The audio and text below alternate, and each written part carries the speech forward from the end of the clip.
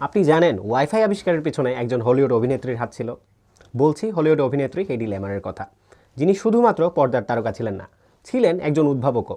1941 সালে তিনি এবং তার সহযোগী জর্জ অ্যানথেল এমন এক প্রযুক্তির ব্যবহার করেন যা পরবর্তীতে ওয়াইফাই প্রযুক্তির ভিত্তি হয়ে ওঠে।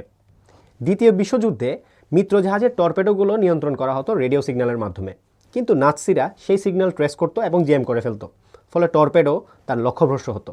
হলিউডের এক পার্টিতে হেইডি লেমারের সাথে পরিচয় হয় জর্জ অ্যানথেলের, যিনি একজন প্রথাবিরোধী সুরকার এবং পিয়ানোবাদক। হেইডি লেমার জর্জ অ্যানথেলের সাথে পিয়ানো বাজানোর সময় চিন্তা করেন, যদি রেডিও সিগন্যাল একটি নির্দিষ্ট ফ্রিকোয়েন্সিতে স্থির না থেকে এক ফ্রিকোয়েন্সি থেকে আরেক ফ্রিকোয়েন্সি খুব দ্রুত চলতে থাকে, তবে শত্রুপক্ষ সেই ফ্রিকোয়েন্সি ট্রেস করতে পারবে না এবং জ্যামও করতে পারবে না। এটিই ছিল ফ্রিকোয়েন্সি হপিং স্প্রেড স্পেকট্রামের মূল ধারণা। হেইডি লেমার তার এই আবিষ্কার তুলে দেন মার্কিন নৌবাহিনীদের হাতে, কিন্তু নৌবাহিনীর কর্মকর্তারা একজন নারীর এই আবিষ্কারকে গুরুত্বের সাথে নেননি। সম্ভবত কারণ ছিল এই যুগান্তকারী ধারণাটি এসেছিল একজন নায়িকা, সর্বোপরি একজন নারী এবং একজন প্রথাবিরোধী সুরকারের কাছ থেকে, কোনো প্রতিষ্ঠিত সামরিক প্রকৌশলীর কাছ থেকে নয়। সম্ভবত লিঙ্গ বৈষম্য এবং প্রচলিত স্টেরিওটাইপের কারণেই নৌবাহিনী হেইডি লেমারের বুদ্ধিমত্তাকে গুরুত্ব না দিয়ে তার সৌন্দর্যকেই বড় করে দেখেছিল।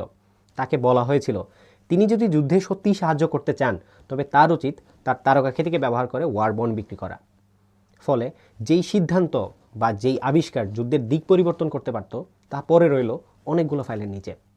পরবর্তীতে ওয়াইফাই ও ব্লুটুথের মতো প্রযুক্তি তৈরি হয় এই ফ্রিকোয়েন্সি হপিং স্প্রেড স্পেকট্রামের উপর ভিত্তি করে।